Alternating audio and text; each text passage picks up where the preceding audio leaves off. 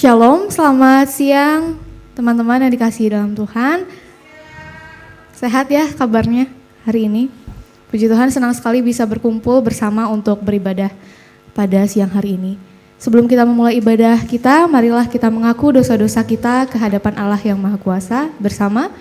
Allah yang Maha Kuasa, Bapa Surgawi, kami telah berdosa terhadap Engkau dan terhadap sesama kami di dalam pikiran, perkataan, dan perbuatan, melalui kelalaian, kelemahan, dan kesalahan yang disengaja. Kami sangat menyesal dan bertobat dari semua dosa kami. Demi Putramu Yesus Kristus yang telah mati untuk kami, ampunilah kami atas semua yang telah kami lakukan, dan karuniakanlah kami agar kami dapat melayani Engkau di dalam kehidupan yang baru, bagi kemuliaan nama-Mu. Amin.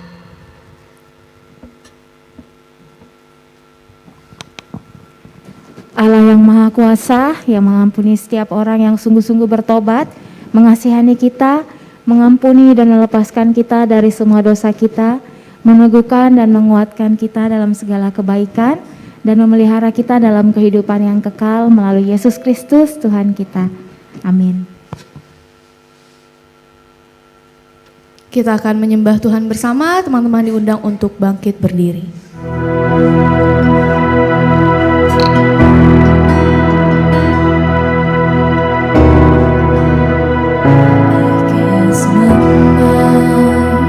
To Calvary, where Jesus bled and died for me. I see His wounds, His hands, His feet, my Savior, the blessed. Oh, praise the Lord. Oh,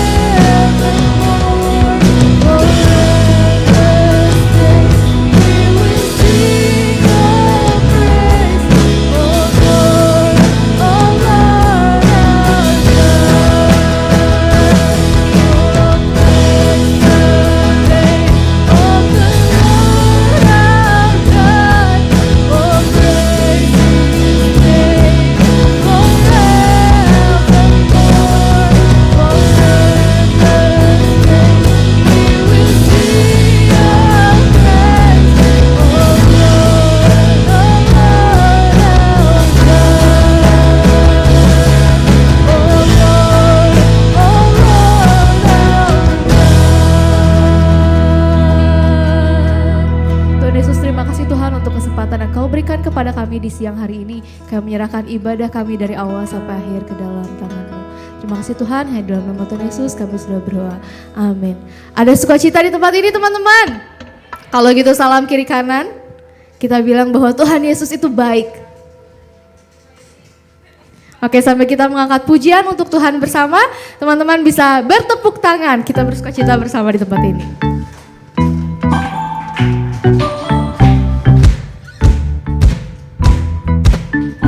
Kasih yang begitu besar, lebih kuat dari dosa. Kasih yang menemukanku, selamatkan dan pulihkanku. Ku naikkan syukurku, ku tak akan berhenti memuji meninggikan namamu selalu. Memuliakanmu, dibebaskan, dibangkitkan, hidup yang kau beri dan kini hanya untukmu.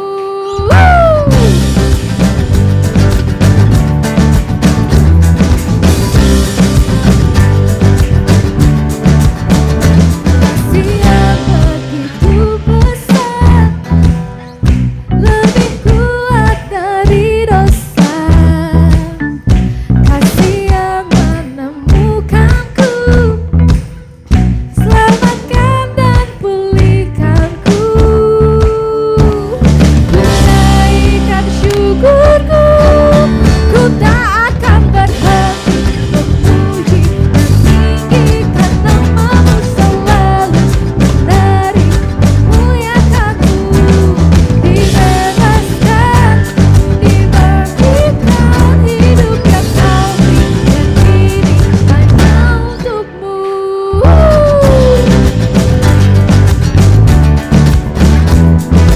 Kita boleh menari bersama di tempat ini.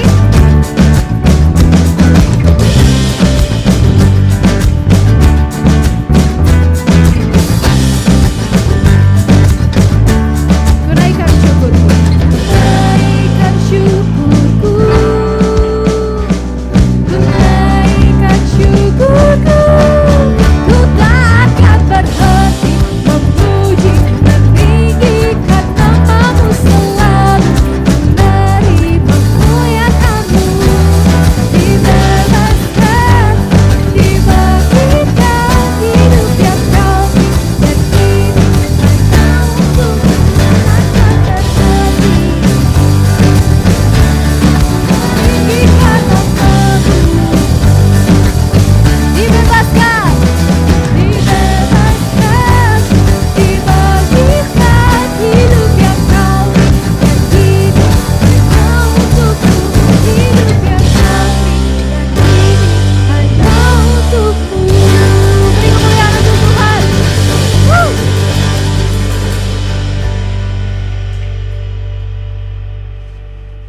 Baik, sebelum kita mendengarkan pembacaan Alkitab dan kita akan mendengarkan firman Tuhan, kita akan menyembah Tuhan bersama.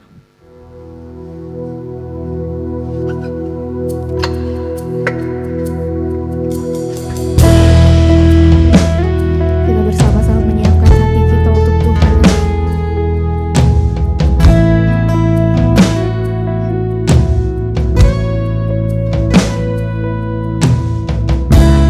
Kita bersyukur untuk anugerah-Nya bagi kita sampai detik ini.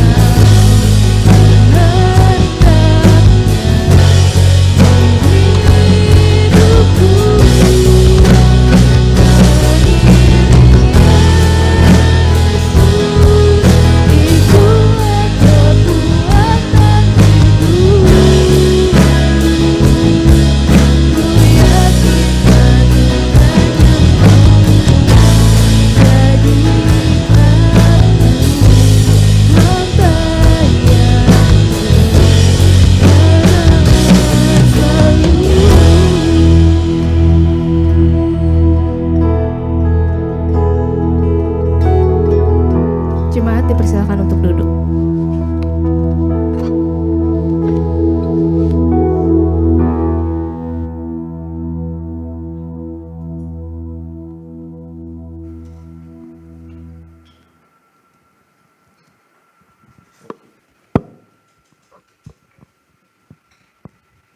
Pembacaan yang pertama, Perjanjian Lama, Kejadian 11 ayat 1 sampai 9. Kejadian 11 ayat 1 sampai 9. Menara Babel. Adapun seluruh bumi satu bahasanya dan satu logatnya. Maka berangkatlah mereka ke sebelah timur dan menjumpai tanah datar di tanah Sinear, lalu menetaplah mereka di sana. Mereka berkata seorang kepada yang lain, "Marilah kita membuat batu bata dan membakarnya baik-baik." Lalu bata itulah dipakai mereka sebagai batu dan tergala-gala sebagai tanah liat. Juga kata mereka, "Marilah kita dirikan bagi kita sebuah kota dengan sebuah menara yang puncaknya sampai ke langit. Dan marilah kita cari nama supaya kita jangan terserak ke seluruh bumi."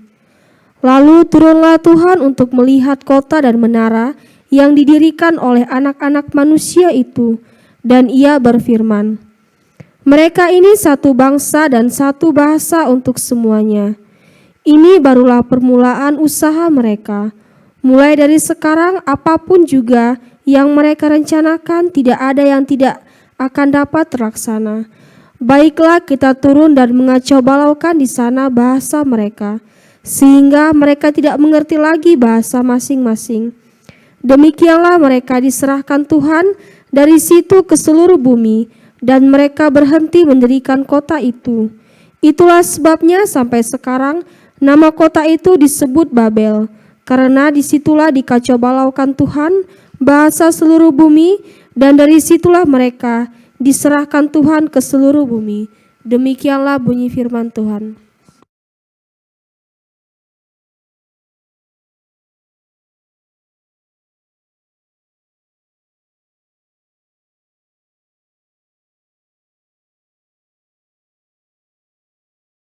Pembacaan yang kedua diambil dari Perjanjian Baru, Kisah Para Rasul 10 ayat 34 sampai 48. Lalu mulailah Petrus berbicara, katanya, "Sesungguhnya aku telah mengerti bahwa Allah tidak membedakan orang. Setiap orang dari bangsa manapun yang takut akan Dia dan mengamalkan kebenaran kepadanya. Itulah firman yang Ia suruh sampaikan kepada orang-orang Israel, yaitu firman yang memberitakan damai sejahtera oleh Yesus Kristus, yang adalah Tuhan dari semua orang. Kamu tahu tentang segala sesuatu yang terjadi di seluruh tanah Yudea, mulai dari Galilea, sesudah baptisan yang diberikan oleh Yohanes, yaitu tentang Yesus dari Nazaret, bagaimana Allah mengurapi Dia dengan Roh Kudus dan kuasa Dia yang berjalan berkeliling sambil berbuat baik dan menyembuhkan semua orang yang dikuasai iblis, sebab Allah menyertai Dia. Dan kami adalah saksi dari segala sesuatu yang diperbuatnya di tanah Yudea maupun di Yerusalem, dan mereka telah membunuh Dia dan menggantung Dia pada kayu salib. Yesus itu telah bangkit Allah pada hari yang ketiga, dan Allah berkenan bahwa Ia menampakkan diri, bukan kepada seluruh bangsa, tetapi kepada saksi-saksi yang sebelumnya ditunjuk oleh Allah, yaitu kepada kami yang telah makan dan minum bersama-sama dengan Dia setelah Ia bangkit dari antara orang mati. Dan Ia telah menugaskan kami memberitakan kepada seluruh bangsa dan kepada saksi bahwa Dialah yang ditentukan Allah menjadi hakim atas orang-orang hidup dan orang-orang mati. Tentang Dialah semua nabi bersaksi bahwa barang siapa percaya kepadanya, ia akan mendapat pengampunan dosa oleh karena namanya." Ketika Petrus sedang berkata demikian, turunlah Roh Kudus ke atas semua orang yang mendengarkan pemberitaan itu. Dan semua orang percaya dari golongan bersunat yang menyertai Petrus tercengang-cengang karena melihat bahwa karunia Roh Kudus dicurahkan ke atas bangsa lain juga. Sebab mendengar orang-orang itu berkata dalam bahasa roh dan memuliakan Allah, lalu kata Petrus, "Bolehkah orang mencegah untuk membaptis orang-orang ini dengan air, sedangkan mereka telah menerima Roh Kudus sama seperti kita?" Lalu ia menyuruh mereka dibaptis dalam nama Yesus Kristus. Kemudian mereka meminta Petrus supaya ia tinggal beberapa hari lagi bersama-sama dengan mereka. Demikianlah firman Tuhan.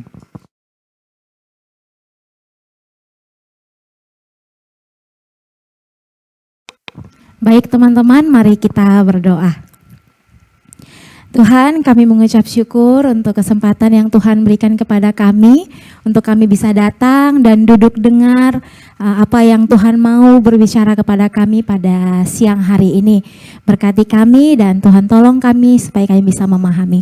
Dalam nama Yesus, amin. Selamat siang semuanya. Aduh loh mas, selamat siang. Oke, apa kabarnya semua?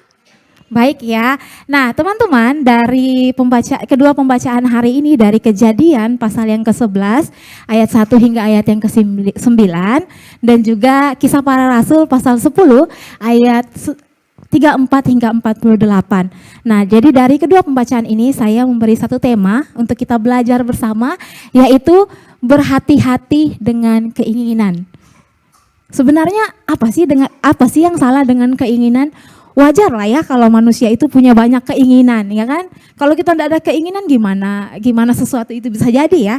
Jadi seperti yang kita ketahui bahwa manusia itu diperlengkapi Tuhan dengan keinginan dan kehendak. Bisa next?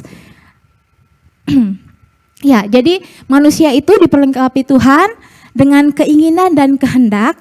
Jadi dari hal ini dari keinginan dan kehendak itu melahirkan dorongan-dorongan tertentu dalam diri manusia. Dan juga setelah keinginan itu ada, itu memunculkan kreativitas juga tercipta melalui keinginan dan kehendak dalam diri manusia. Itu normalnya ya. Jadi normal sih kalau kita manusia punya banyak keinginan, ya kan, punya keinginan, punya kehendak, karena itu hal yang normal. Nah, jadi tanpa adanya keinginan atau kehendak, manusia itu tidak punya dorongan untuk melakukan suatu kreasi atau inovasi. Bayangkanlah ya kalau kita mau nyapu, itu kan kita perlu punya keinginan dulu nih, aku mau nyapu, aku mau lihat rumah aku bersih. Itu ada keinginan, makanya semua itu terlaksana. Jadi tanpa yang namanya keinginan dan kehendak itu sesuatu itu tidak akan jadi. Nah, kita bisa katakan bahwa keinginan dan kehendak itu adalah anugerah Tuhan yang tentu saja tentu saja patut disyukuri oleh kita sebagai manusia. Harusnya kita bersyukur karena Tuhan itu izinkan kita itu memiliki kehendak dan keinginan dalam diri kita, ya. Jadi karena kita tahu bahwa keinginan itu berasal daripada Tuhan, tidak seharusnya kita salah menggunakannya, ya. Nah, apalagi kita salah menggunakannya untuk sesuatu yang tidak memuliakan Tuhan. Nah, seperti kalau kita lihat dari pembacaan yang pertama pada hari ini. Nah, teman-teman, aku mau nanya dong, teman-teman dengar kisah Menara Babel itu dari kapan? Dari sekolah minggu kah? Atau dari baru sekarang dengar kisah tentang Menara? Dari kapan? Sekolah minggu ya. Kebanyakan rata-rata daripada kita saat kita mendengar, oh Menara Babel, itu batu kan yang Menara Babel itu yang mereka bangun menara yang tinggi-tinggi, ujung-ujung Tuhan apa? Kacaukan bahasa mereka, ya kan? Nah, dari kisah Menara Babel itu kita memperingatkan kepada kita agar tidak menyalahgunakan keinginan kita. Ya kan? Kok bisa sih? Itu kan kisahnya mereka, kenapa bisa ada kita bisa tarik maknanya tidak menyalahgunakan keinginan, ya. Nah, kalau kita melihat dari kisah Menara Babel itu, mereka itu merencanakan sesuatu yang lahir dari keinginan mereka, ya. Itu sebenarnya dari keinginan, ya. Ini kisah Menara Babel. Mereka itu menciptakan sesuatu, mereka mau bangun menara yang tinggi yang mencapai langit, itu berdasarkan pada keinginan mereka. Untuk apa? Ya, kira-kira untuk apa sih mereka bangun tinggi-tinggi? Nah, keinginan mereka pada saat mereka membangun menara itu adalah supaya nama mereka itu dikenal oleh seluruh dunia bahwa mereka nih orang yang hebat. Mereka adalah orang yang nama mereka tuh akan dimasyhur di seluruh dunia, akan mengenal mereka bahwa mereka adalah bangsa yang kuat. Tapi apa yang terjadi pada akhirnya? Keinginan yang salah. Justru Tuhan yang turun, kalau ingat ceritanya, Tuhan turun tangan, Tuhan buat apa? Tuhan kacaukan semua bahasa mereka, sampai mereka tidak bisa mengerti satu sama lain. Nah, kita melihat contoh daripada hal ini. Bukan cuma satu contoh aja yang dapat kita pelajari pada hari ini. Nah, jadi kita akan pelajari dari kedua hal ini. Bisa next? Nah, tadi kalau kita lihat dari kisah Menara Babel itu, mereka punya keinginan yang salah, akhirnya Tuhan mengacaukan mereka dengan mengacaukan bahasa mereka. Jadi Tuhan sendiri yang bertindak atas mereka. Nah, daripada ini kita mau belajar sebenarnya gimana sih keinginan supaya kita itu memiliki keinginan yang sesuai dengan kehendak Tuhan, yang supaya kita punya keinginan karena kita sebagai manusia biasa yang normal punya keinginan dan kita aman sesuai dengan rencana Tuhan. Keinginan seperti apa sih? Nah, yang pertama yang akan kita belajar adalah saat kita memiliki keinginan untuk memiliki sesuatu atau ingin bercita-cita akan sesuatu, yang harus kita miliki adalah hiduplah dalam kebenaran. Yang kedua adalah beritakan tentang Yesus. Nah, untuk poin yang pertama, bisa next. Nah, untuk poin yang pertama, kita bisa melihat dari Kisah Para Rasul pasal yang ke-10 ayat 34 hingga ayat yang ke-35. Nah, Kisah Para Rasul ini di pasal yang ke-10 itu kalau kita melihat dari pembacaan yang kedua tadi itu ini merupakan sebuah khotbah Petrus yang dia sampaikan pada waktu itu sebenarnya untuk memberikan pengingat kepada orang-orang Israel pada waktu itu bahwa Allah itu tidak membedakan orang.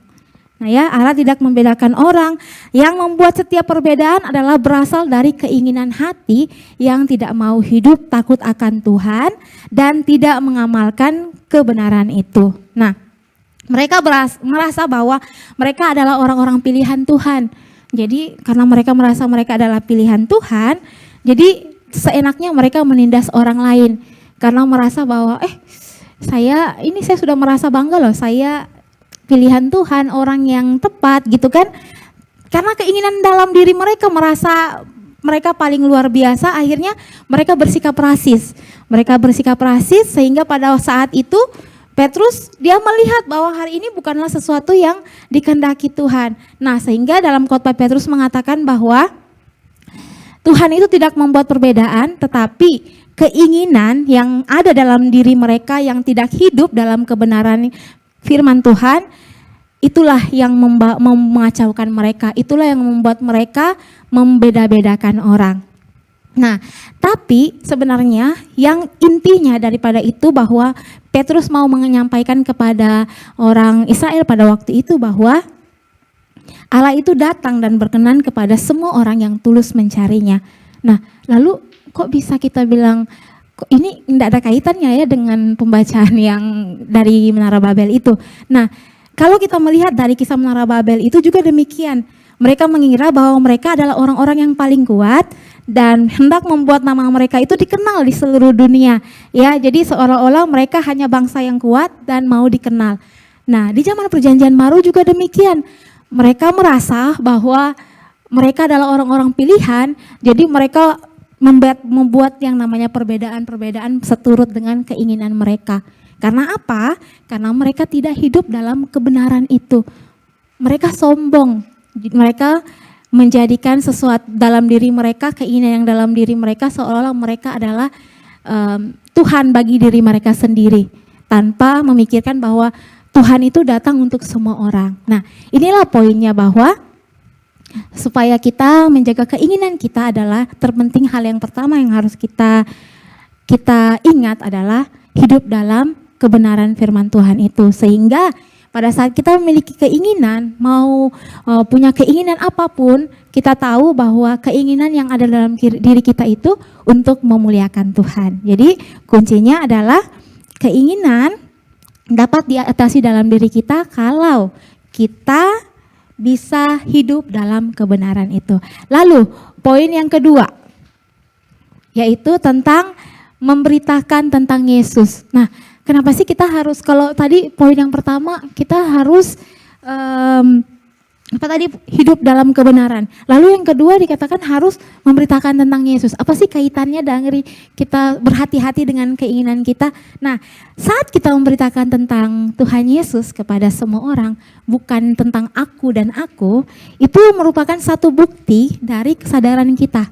Bukti dari mana kita meyakini bahwa keyakinan yang ada dalam diri si aku ini, dalam diri kita ini dipakatakan dengan bagaimana kita itu menyampaikan tentang kebenaran Tuhan, menyampaikan tentang apa yang Tuhan inginkan untuk kita sampaikan. Bukan lagi yang ditonjolkan akunya dalam diri kita, akunya, ini aku loh, ini aku, bukan lagi yang seperti itu. Tapi yang mau kita tonjolkan dalam diri kita adalah tentang siapa itu Tuhan dan bagaimana Tuhan itu bekerja dalam diri kita. Itu sebenarnya. Jadi dari kedua hal ini kita belajar bahwa saat kita meninggikan Tuhan terlebih dahulu dan kita belajar tentang bagaimana teladan dari Yesus yang merasa diri yang tidak merasa diri paling hebat, ya, tetapi juga melihat orang lain sebagai pribadi yang dikasihi oleh Tuhan. Nah, jadi seperti yang sudah saya sampaikan kepada kita tadi, dalam kehidupan kita mungkin kita merasa bahwa kadang keinginan aku ini kan tidak yang besar-besar betul, yang keinginan aku tuh yang normal-normal aja sih. Tapi sadarkah kita kadang keinginan yang kita mau dalam diri kita itu bukan untuk memuliakan Tuhan, tapi untuk memuliakan si aku.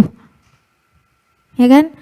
Nah, oleh karena itu pentingnya untuk kita hidup dalam kebenaran dan memberitakan atau selalu dalam keinginan kita itu kita menyampaikan melalui gaya hidup kita itu menyampaikan tentang Tuhan, ya.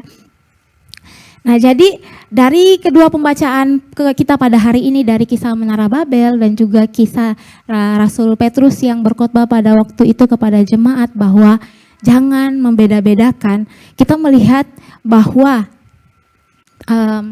dalam dunia ini yang harus kita tinggikan itu adalah Tuhan, ya. Jadi kita harus melihat bahwa Tuhan itu mengasihi semua orang, Tuhan hadir untuk semua orang. Jadi jangan kita beda-bedakan, jangan, karena yang membedakan itu adalah keinginan terbesar dalam diri kita yang membuat seseorang itu berbeda, ya. Jadi teman-teman, kita memiliki kehendak dan keinginan yang tiada batas, ya. Semua orang itu punya keinginan dan kehendak yang tiada batas. Namun tidak semua keinginan yang sesuai dengan kehendak Allah. Nah, inilah yang harus kita waspadai. Jadi karena keinginan tersebut bisa saja merupakan cobaan, ya kan? Lihat orang-orang yang ada di Babel pada waktu itu, mereka punya keinginan. Dan cobaannya apa? Mereka mau buat nama mereka itu masyhur, nama mereka itu dikenal. Sampai-sampai mereka lupa ya sebenarnya nama yang harus mereka masyhurkan itu adalah nama Tuhan, bukan nama mereka. Nah, jadi kadang keinginan yang kita mau dalam diri kita itu kadang bisa membawa cobaan buat kita sendiri. Nah, yang mana cobaan cobaan itu bisa mendatangkan atau bisa membuahai apa? Yang namanya dosa. Jadi ketika keinginan yang sudah tidak terkontrol itu bisa melahirkan dosa, dan apabila dosa itu sudah matang, ya kan, dia melahirkan yang namanya maut. Kalau kita lihat dari Yakobus pasal yang pertama ayat 14 hingga ayat yang ke-15. Nah, jadi hendaklah setiap keinginan yang kita miliki itu selalu berupa hasrat untuk memuliakan Tuhan dalam kehidupan kita sekaligus menjadi berkat bagi orang-orang yang ada di sekitar kita. Nah, selain itu kita juga belajar untuk mengasihi orang lain, kita belajar untuk melihat bahwa Tuhan itu punya rencana atas diri semua orang. Ya, jadi jangan kita jangan belajar untuk membeda-bedakan orang, tapi kita belajar untuk melihat bahwa semua orang itu dikasihi oleh Tuhan dan semua orang itu Tuhan itu punya rencana atas setiap orang, ya. Jadi ingat, berhati-hati dengan keinginan kita. Kadang keinginan yang di luar dari kita terlalu cenderung untuk memuliakan si aku sampai kita lupa untuk memuliakan Tuhan. Hati-hati, keinginan itu bisa membawa cobaan dalam diri kita, gitu. Sampai di sini renungan kita. Tuhan Yesus memberkati. Mari kita berdoa. Tuhan, kami mengucap syukur kepadamu. Hari ini kami diajarkan oleh Tuhan untuk melihat bahwa keinginan yang ada dalam diri kami itu seharusnya untuk memuliakan Tuhan. Tuhan tolong kami untuk melihat dan mengerti bagaimana rencana Tuhan dalam hidup kami dan hidup semua orang. Terima kasih Tuhan, ini doa kami dalam nama Yesus, amin.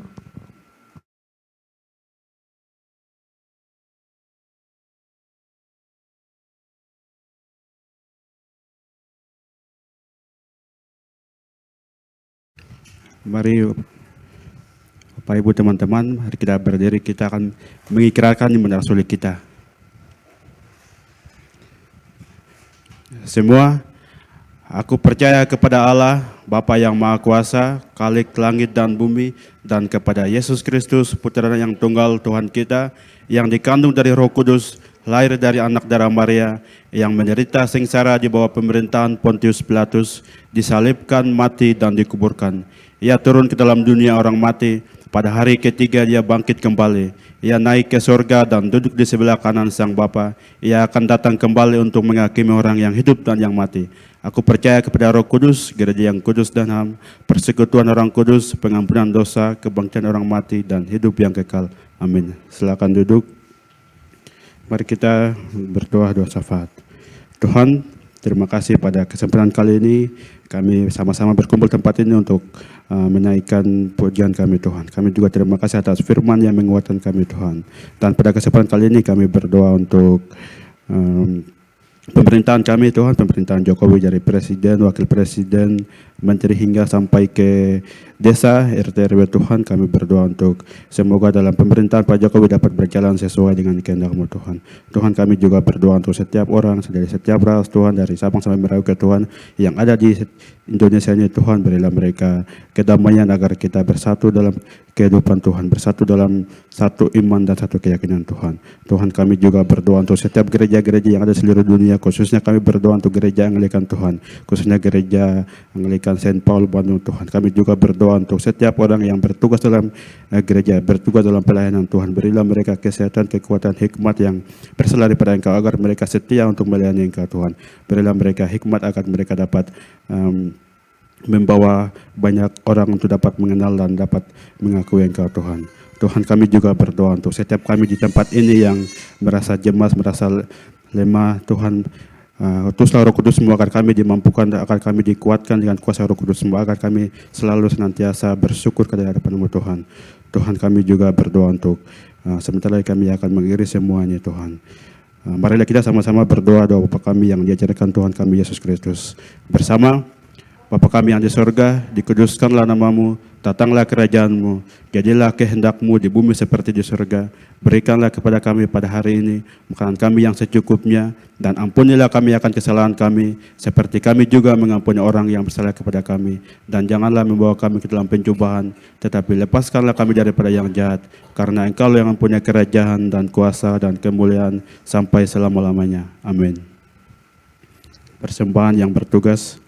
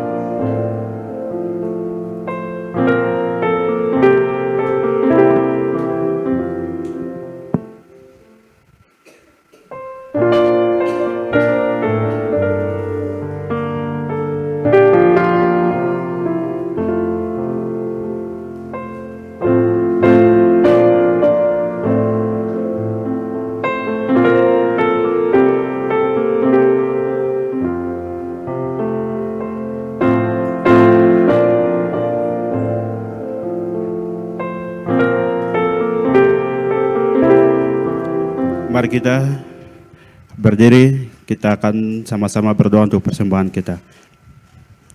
Semua, bagi-Mu-lah ya Tuhan, kebesaran, kuasa, kemegahan, dan keagungan, karena segala sesuatu di surga dan di bumi adalah milik-Mu. Segala-galanya berasal daripada-Mu, dan dari milik-Mu sendiri kami persembahkan kepada-Mu. Amin. Silakan duduk.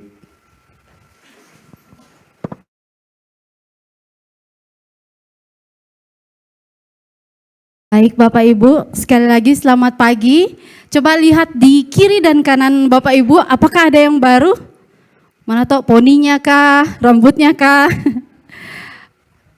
Ada yang baru?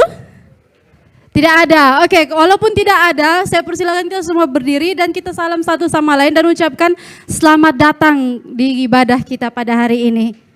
Ya, selamat datang ya. Oke, dipersilakan duduk kembali ya Bapak Ibu.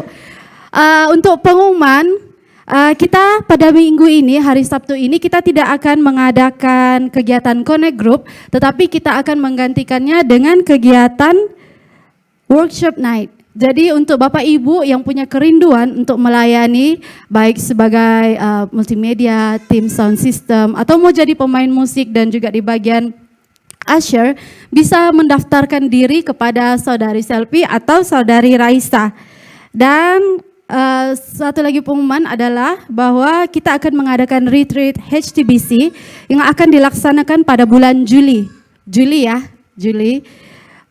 tanggal 18 dan 19 di daerah Cikole. Jadi untuk Bapak Ibu dipersilahkan untuk menghadirinya dan mengosongkan jadwal pada hari itu. Oke, sampai sini pengumuman. Terima kasih.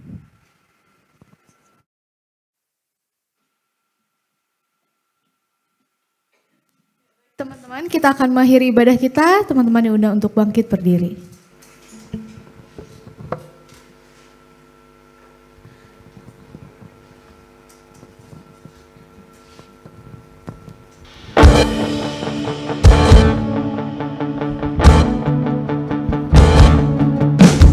Teman-teman boleh bertepuk tangan bersama.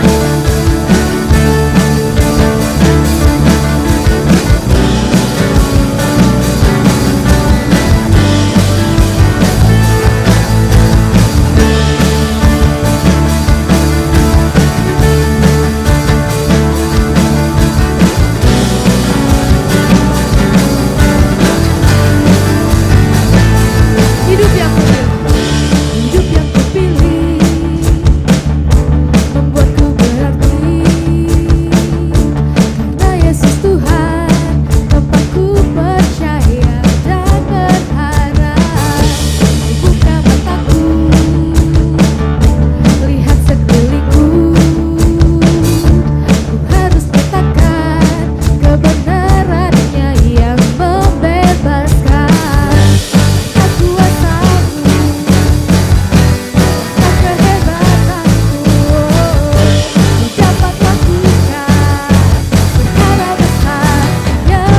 Janjikan Yesus, Kaulah sahabatku Yesus, Kau yang akan selalu berada di sisiku, Kau sumber kuatku.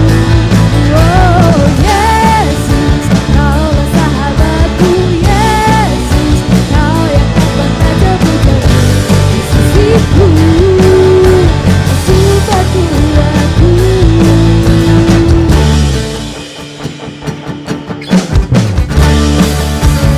Teman-teman boleh angkat tangannya, kita bersama-sama bertepuk tangan. Hidup yang kupilih, hidup yang kupilih membuatku berarti,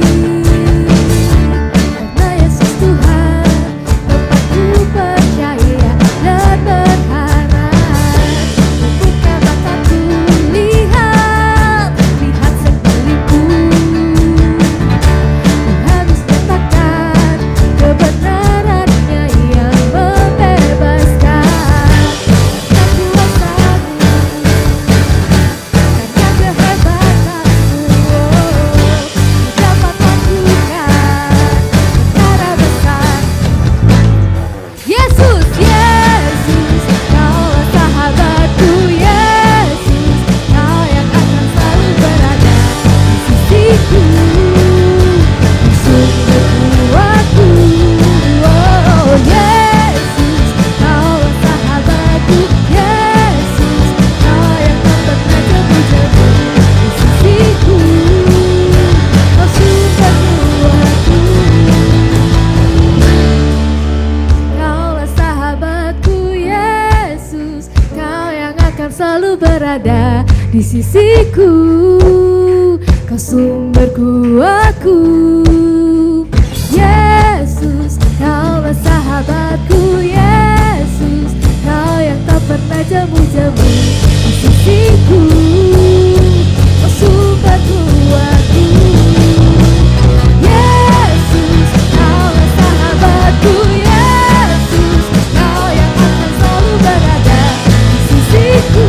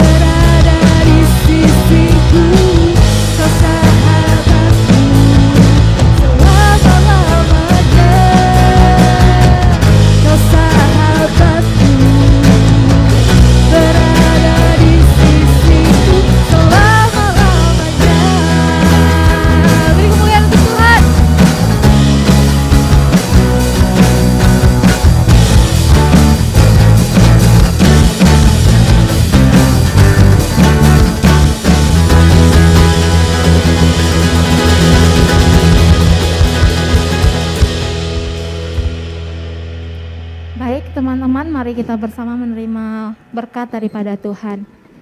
Kasih karunia Tuhan kita Yesus Kristus dan kasih Allah dan persekutuan Roh Kudus menyertai kita senantiasa. Amin. Silakan duduk untuk bersaat teduh.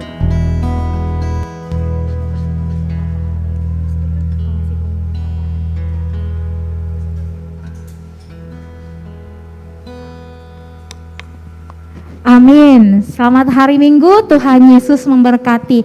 Teman-teman, ada sedikit pengumuman tambahan terkait hari Sabtu ini yang tadi sudah disampaikan oleh Kak Marisel. Kalau nanti hari Sabtu tanggal 3 Jun jam 6 kita akan jam 6 atau jam 5 ya? Ya, jam 6 kita akan berkumpul di sini.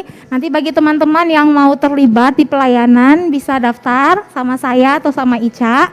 Nanti kita sama-sama di sini akan belajar sesuai dengan bagian masing-masing supaya nanti lebih diperlengkapi untuk kita pelayanan bersama di HTB. Lalu yang kedua terkait retreat HTB. Nah, retreat HTB ini akan dilaksanakan di bulan Juli tanggal 17 dan 18. Nah, retreat ini kita adain di Bandung di daerah Cikole.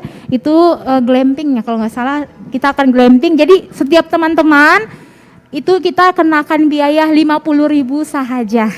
50.000. Jadi dari sekarang boleh nabung 50.000. Nanti kita akan kumpul dan kita di sana nanti kita akan retreat bersama-sama.